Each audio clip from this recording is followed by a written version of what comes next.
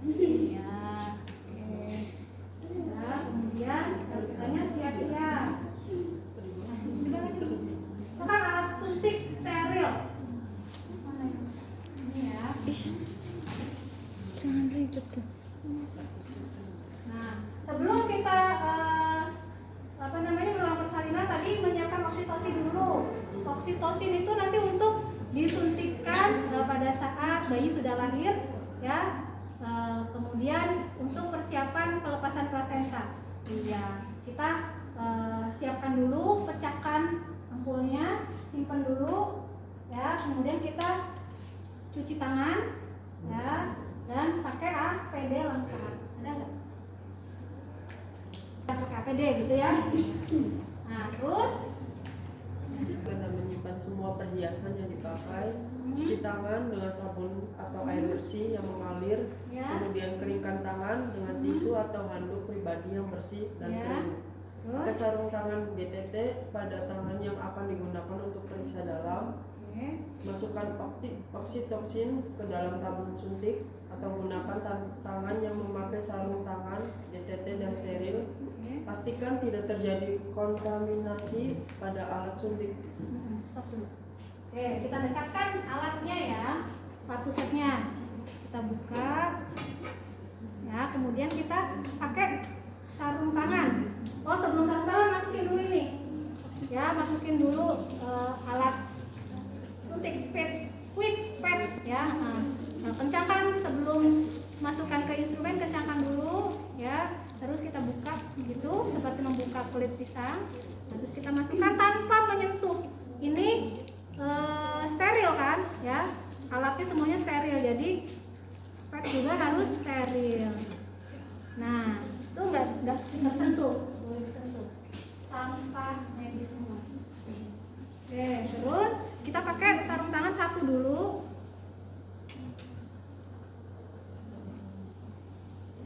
Oksi tadi, ya, kita buka tutup spatnya kita buka, terus kita ambil oksi.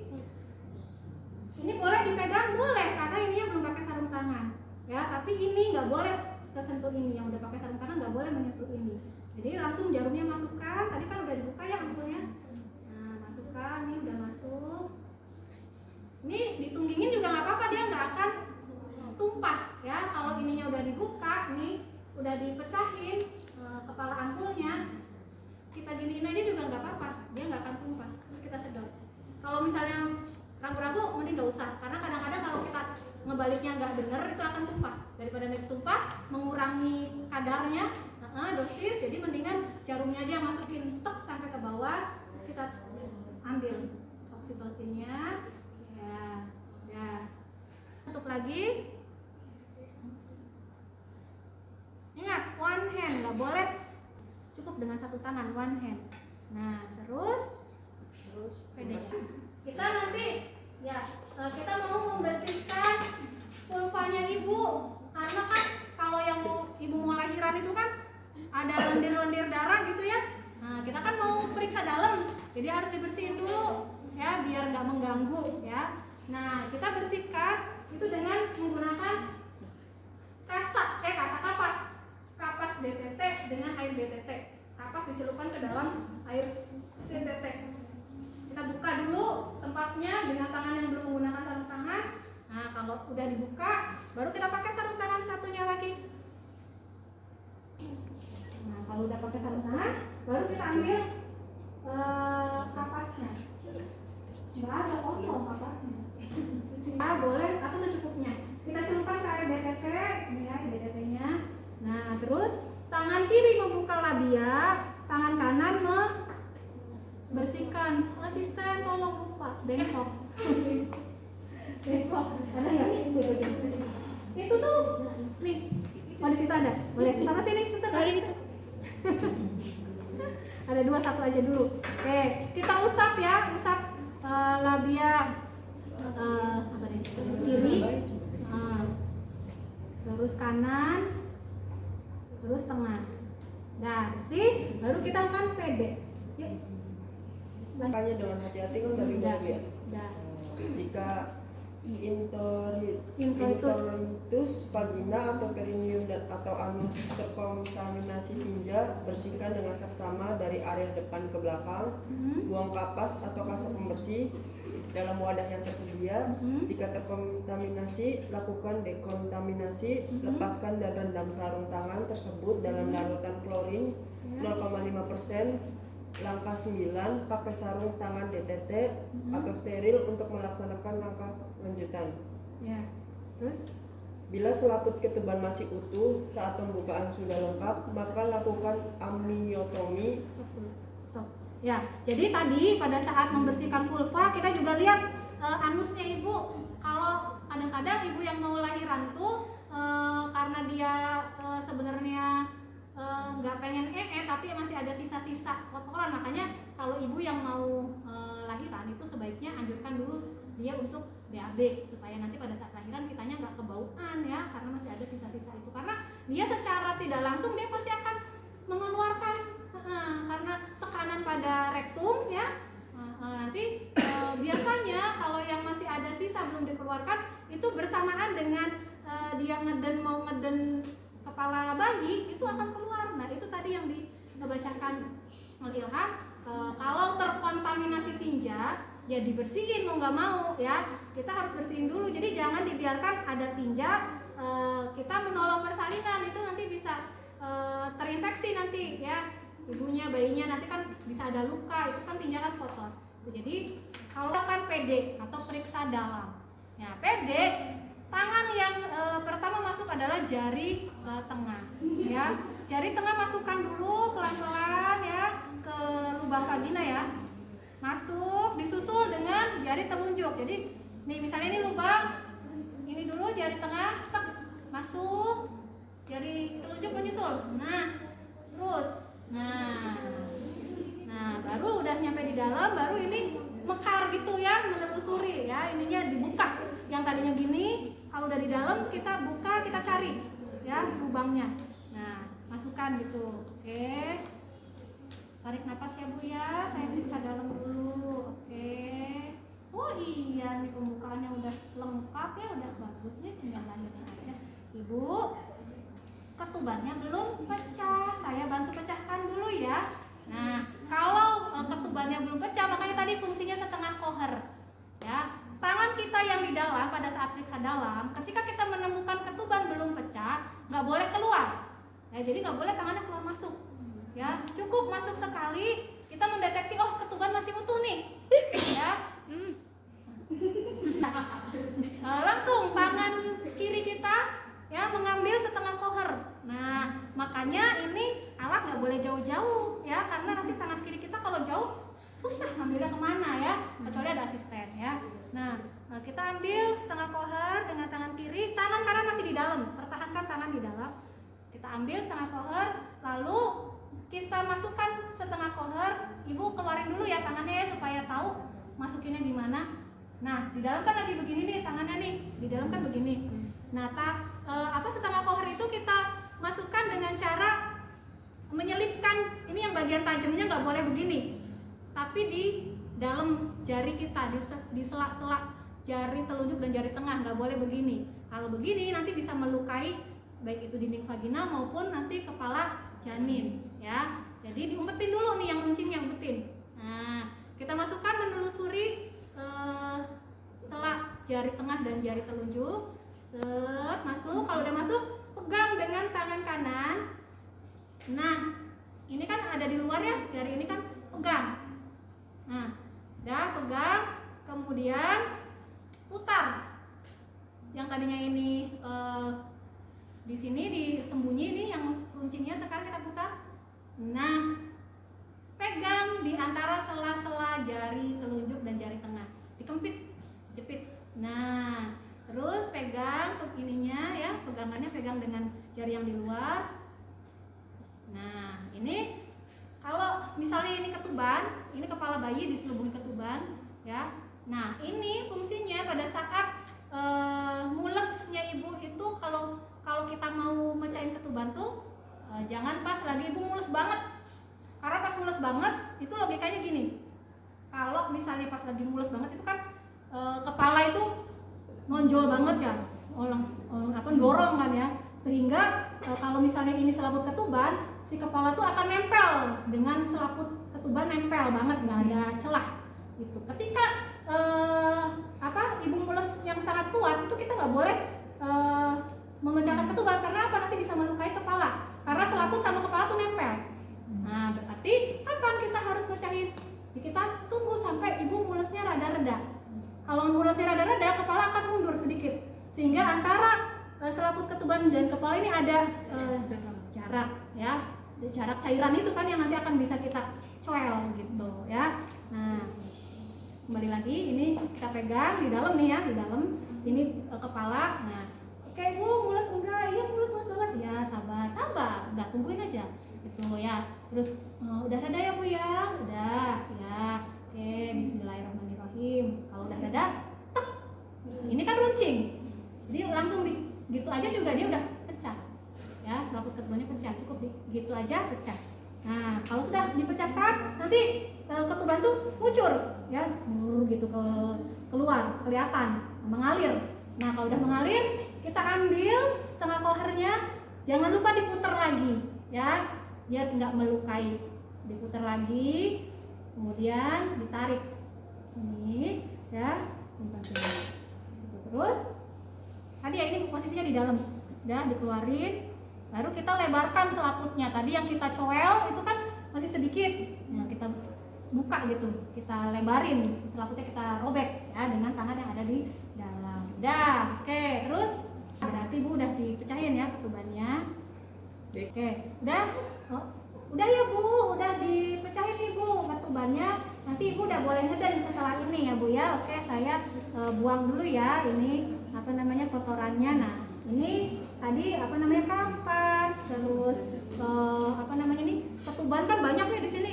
Kita kerokin ketubannya, kita ambilin, kita buangin ke ember itu ya, sampah basah ya kita. Nah, terus sarung tangannya kita masukkan ke dalam larutan klorin 0,5%. Cuci di dalam larutan klorin.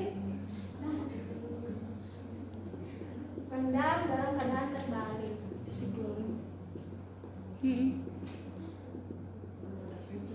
Ya, lalu cuci tangan. Oke, tutup lagi.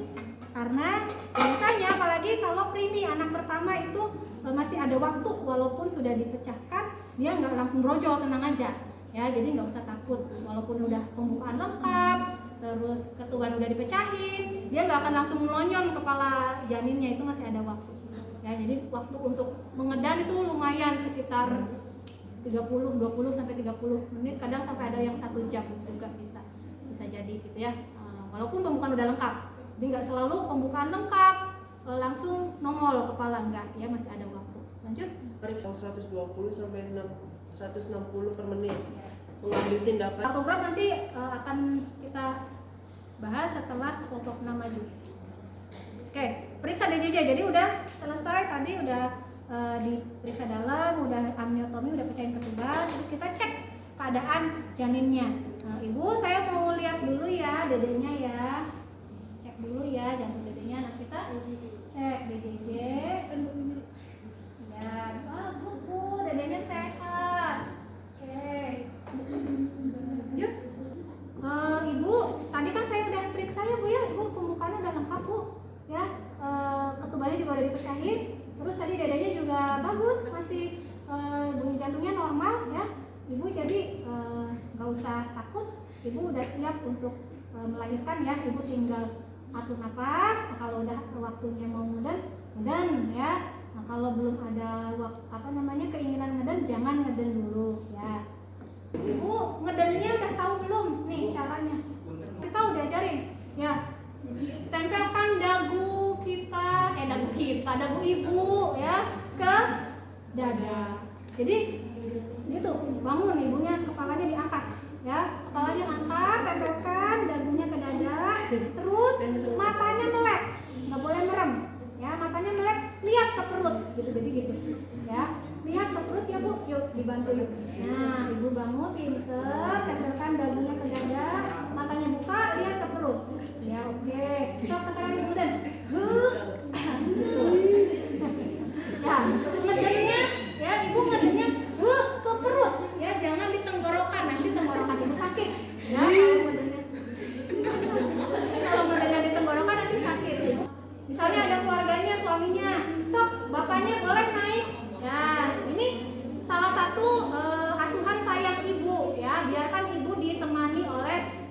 anggota keluarganya, mau suaminya, mau ibunya, mau siapa yang dikehendaki oleh ibu, boleh. Ya biasanya suaminya, tapi awas sebelum memperbolehkan suaminya masuk, tanya dulu bapak takut darah enggak?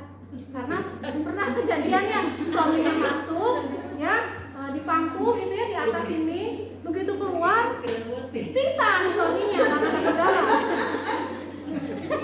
Enak ibunya nggak tiduran banget, jadi disanggah gitu ya dari belakang. Ya Pak, boleh bapak naik sok di pangku ibunya, terus disemangatin ibunya. Kalau misalnya ibunya mau haus, kasih minum, oke, dah. Ya kalau pada anak pertama itu waktu tunggu antara pembukaan lengkap sampai dengan bayi lahir, anak pertama tuh 2 jam. Ya jadi kalau pembukaan udah lengkap, terus kita pimpin ibu ngeden, terus nggak lahir nih, 1 jam masih nggak apa-apa. Terus dipimpin lagi sampai dengan batasnya 2 jam.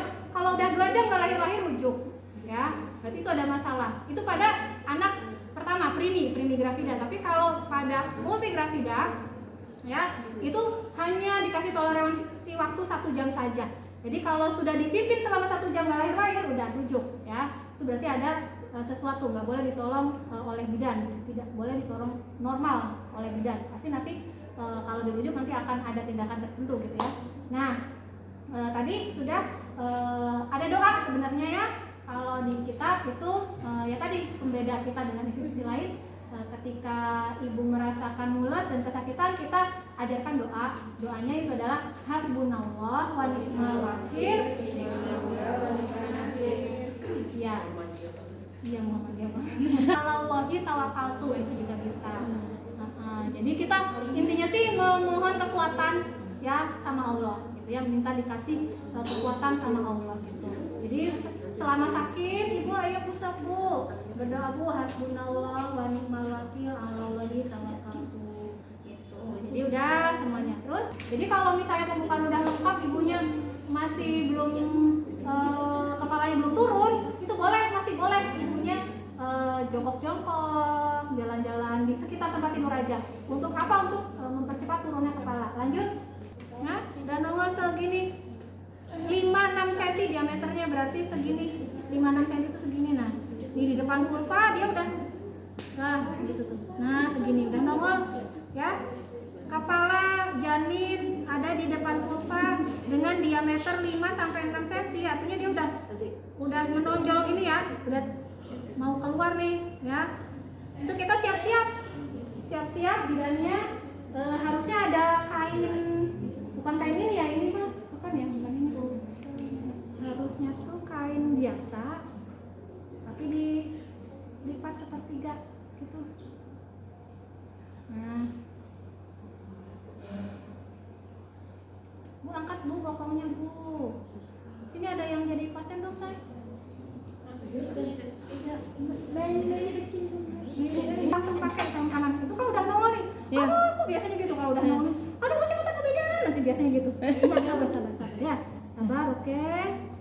Kita langsung pakai sarung tangan. Yuk, sok boleh ngeden. Mas Aldi tolong. Nah, kain yang sepertiga itu untuk menahan perineum ibu, ya, menahan perineum dan mengendalikan kepala janin. Tangan di bawah seperti ini, ya. Nanti belum. Nah, terus Yang di lanjut. lahirnya kepala, anjurkan ibu menerang secara efektif Ya. atau bernafas secara cepat Dan dangkal. Ya, terus periksa kemungkinan adanya lilitan tali pusat. Stop dulu. Nah, tadi ya, lindungi perineum dengan satu tangan kanan ya, tangan yang dominan. Tangan kiri menahan kepala janin supaya tetap fleksi. Artinya kepala janin kan dia kan gitu ya, mau lahir kan dia begitu, harus gini. Ya kalau nggak ditahan nanti dia gitu. Ya fleksi itu kan gini. Kalau nggak ditahan nanti dia begitu. Kalau dia begitu nanti bisa melukai bagian atas ya, bagian atas vulva. Ya nanti bisa robek. Kalau robeknya di atas itu menyakitkan, sakit banget gitu ya, kasihan. Ya jadi ini harus ditahan ya. Tuh. Ayo bu, ngeden bu, pintar, sok dorong. Nah, ya, terus pintar.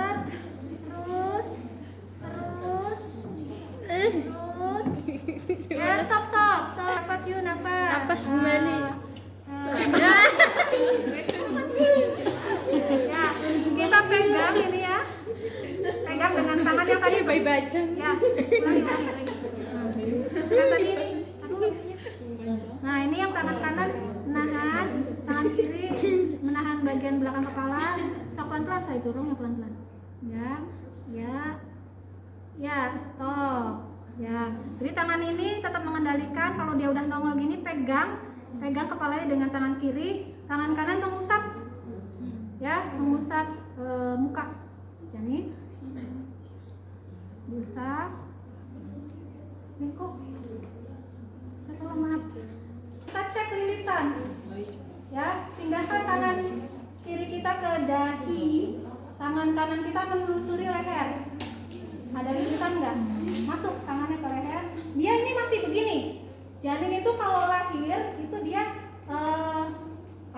berhenti di kepala, ya, karena dia akan melakukan namanya putaran paksi luar. Dia akan muter otomatis. Yang tadinya gini, dia akan gini. Kalau nggak gini, gini. Tergantung dia waktu di dalam ngadepnya kemana. Ya, kalau dia ngadepnya ke sana, ya berarti nanti dia akan secara otomatis muter gini, ya, kepalanya gitu. Jadi kita biarkan pada saat kita sudah usap, terus cek lilitan, tunggu putaran paksi luar. Muter lainnya. Kalau sudah putaran paksi luar, kita posisikan tangan kita di sini, di parietal, di samping, ya. Nah, di samping kiri dan samping kanan, tek, ini. Terus longgar, kita keluarkan tali pusatnya, ya, keluarkan dari kepala. Kalau lilitannya ketat, kita ambil klem, kemudian di dua sisi klem, terus digunting tengahnya, baru kita lahirkan, ya. Nah, ini ceritanya nggak ada lilitan, tadi sudah putaran paksi luar begini ya, di parietal. Terus tarik ya ke bawah untuk melahirkan bahu depan, nih bahu depan, tarik ke bawah, tarik ke atas untuk melahirkan bahu belakang, ya. Terus pindah tangannya ke sini, ini, ya, menyangga leher. Nah, kemudian tangan kiri menelusuri dari mulai depan nih, siku, bahu, terus nah, sampai kepegang ininya, nih, kakinya loh, lepas. Nah, udah, kita pegang ya, jangan ragu-ragu pegang, simpan di atas terus lanjut. Kita langsung nilai tadi ya, penilaian sepintas. Apakah bayi menangis kuat, kemudian apa tadi, gerakan ya, gerakan. Nah, yang penting sih nangis enggak. Kalau nangis itu sehat ya. Langsung kita keringkan. Terus lanjut keringkan dulu. Kalau udah kering diganti ya. Kalau udah kering ini ganti, lepas nih yang basahnya, kita ganti. Kayaknya ada dua kan makanya. Tuh. Ini lepasan aja sih. Udah mengeringkan, kita cek. Pegang perut ibu, perutnya dipegang ini, agak ditekan, kita cek ada lagi nggak janinnya. Barangkali ada lagi, kita lahirkan dulu bayi yang kedua. Kalau tidak ada, lanjut. Bu, saya suntik dulu ya Bu ya. Nah, ini tadi yang udah kita siapin. Suntik di paha, sepertiga paha bagian luar. Jangan lupa aspirasi. Suntik, udah. Terus 3 cm. Iya, dari pusat bayi gunakan jari telunjuk dan jari tengah tangan yang lain untuk mendorong isi tali pusat ke arah ibu dan klem tali pusat pada sekitar 2 cm distal dan klem pertama. Ya, oke.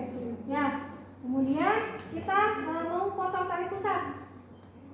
Kita klem ya dengan jarak 3 cm dari pusat perut janin ya, perut bayi. Klem. Nah, terus kita klem yang kedua itu jaraknya 1 cm. 2 cm ya, 2 cm dari klem pertama. Nah, tapi ininya ya, antara klem ini kita urut si tali pusatnya ini supaya nanti pas gunting tuh nggak muncrat darahnya ya. Jadi gini. Misalnya ini kan di sini ya. Gitu. Nah, terus ininya diurut gitu, urut ya, pegang, baru di lem lagi.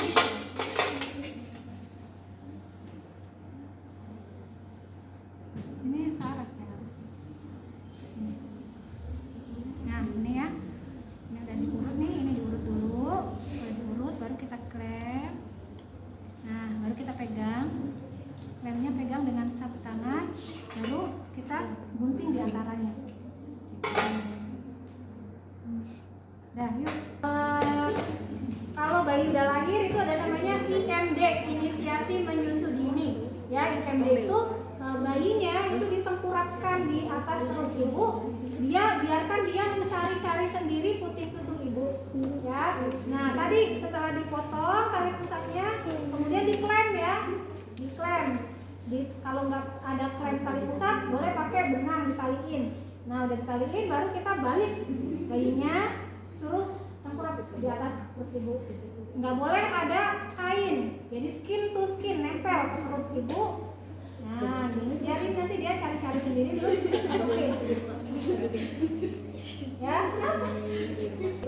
ya, ada yang berhasil, ada yang tidak. Ya, nggak apa-apa. Ya, yang nggak berhasil nggak apa-apa. Ya, ada juga yang berhasil dia langsung nemu puting ibunya, nanti dia langsung berusaha untuk menyusu. Lanjut, potong tali pusatnya dari bayi. Nah, tersisa ini kan klemnya masih ngegeletak. Nah, ini pindahkan klem ini kan ini kejauhan nih. Nanti susah melakukan penegangan tali pusatnya. Susah kalau kejauhan gini. Jadi ini dipindahkan. Sebelum memindahkan klem, ini dipegang ya supaya nggak nyembur darahnya karena ini kan darah semua nih. Ya, tali pusat ini kan tempat mengalirnya darah. Ini 5-10 cm. Tak, dah. Lepas.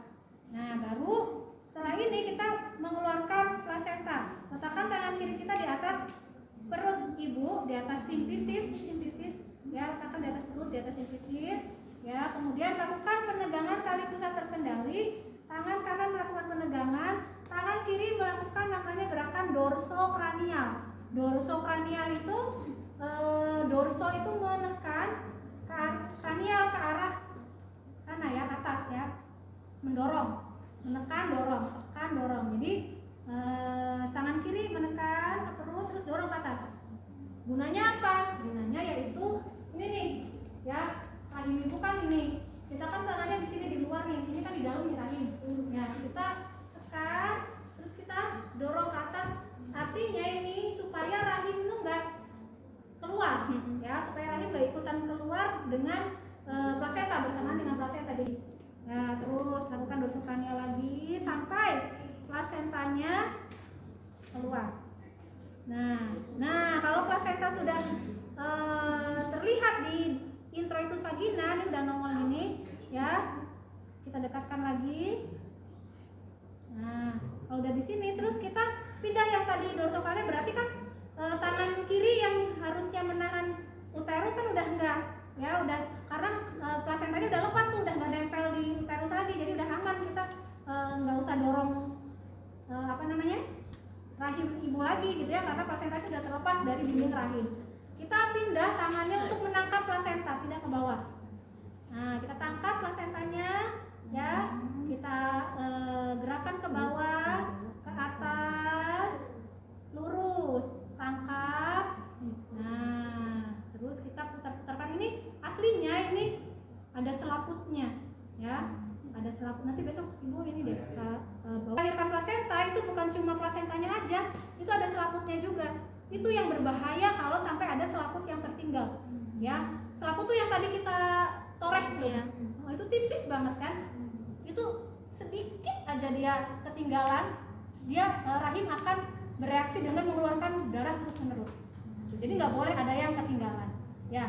Artinya rahim itu tidak mau menerima adanya benda asing. Kita keluar, ya, langsung nih, kalau sudah keluar langsung kita lakukan rangsangan taktil tuh masas ya, masas tuh kita lakukan penekanan ke uterus ya, di atas perut ibu itu ya, kita masas selama 15 detik. 1, 2, 3, 4, 5, 6, 7 perdarahan. Terus kita cek ya, robekan, cek pengeluaran darah, kemudian kita cek robekan, ambil kasa ya, kita dep, kita tekan di bagian perineum dan kosak vagina. Tadi yang keluarnya yang ini tuh kita buka ya, labialnya buka, kita tekan-tekan ya, supaya kita bisa melihat. Kalau ditekan kan nanti darahnya itu kan hilang sementara, tapi kalau misalnya kita lepas, kalau memang dia ada luka pasti akan merembes keluar darahnya, kalau memang ada robekan.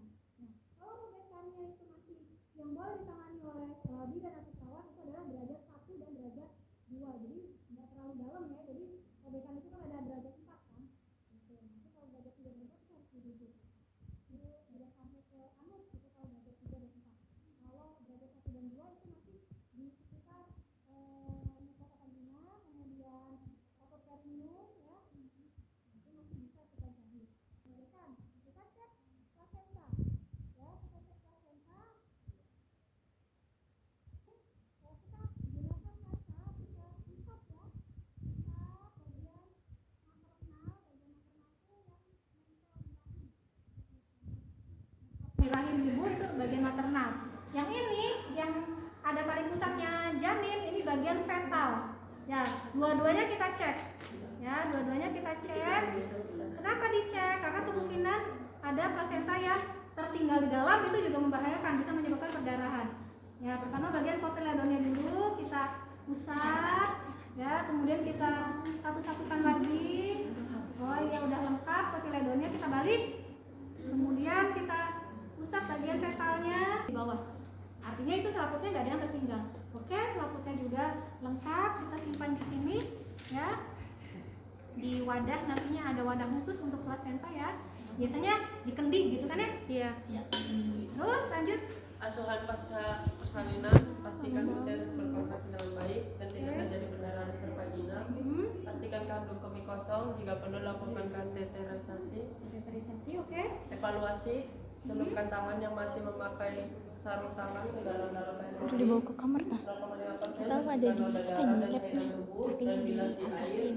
tanpa melepas sarung tangan, kemudian dikeringkan dengan tisu atau handuk pribadi yang bersih dan kering. Anjurkan ibu dan keluarga cara melakukan meses, masas uterus dan menilai kontraksi, memeriksa nadi ibu dan pastikan keadaan umum ibu baik. Evaluasi dan estimasi jumlah kehilangan darah. Pantau keadaan bayi dan pastikan bahwa bayi bernapas dengan baik. Jika bayi sulit bernapas, lakukan kembali. Nah, habis ngecek plasenta, kita cek lagi kontraksinya, kita cek ya. Terus ajarin ibunya sama keluarganya, Bu, coba sini mana tangannya, suruh pegang tangannya, suruh pegang. Terus kita ajarin nih ibu ya, diputar-putar gini. Nih, ini kerasa nggak Bu? Ada bagian yang keras, kerasa ya harusnya. Nah, ini bagian keras ini bagus ya, ini rahim ibu. Ya, rahim ibu harus keras terus seperti ini.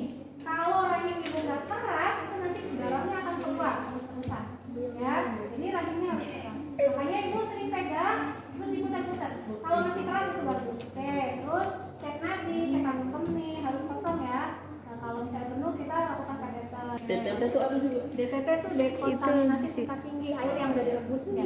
Bantu ibu memakai pakaian yang bersih. Pastikan ibu merasa nyaman. Tapi gak tahu sih dalamnya.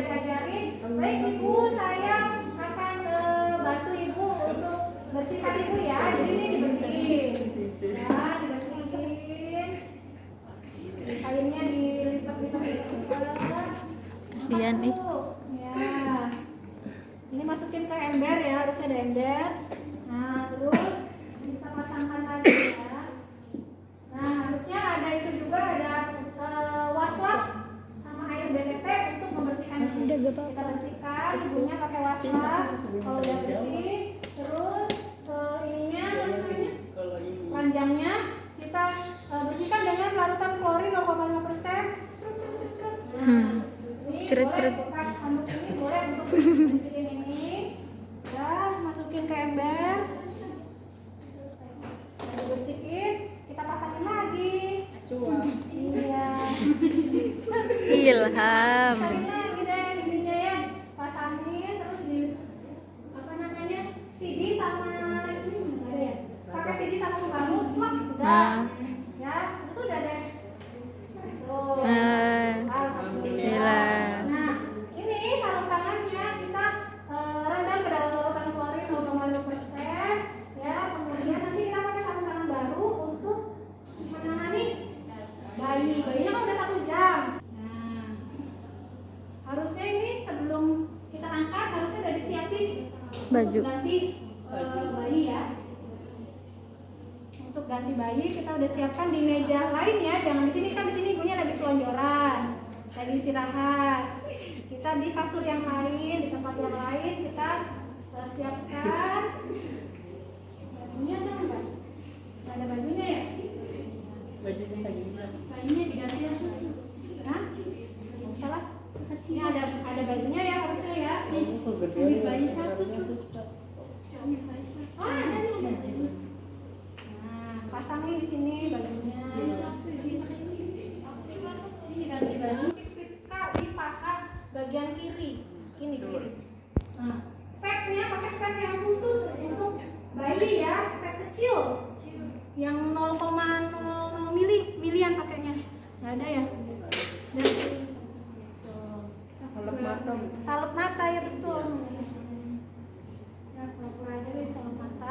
Oh, dikasih opsi.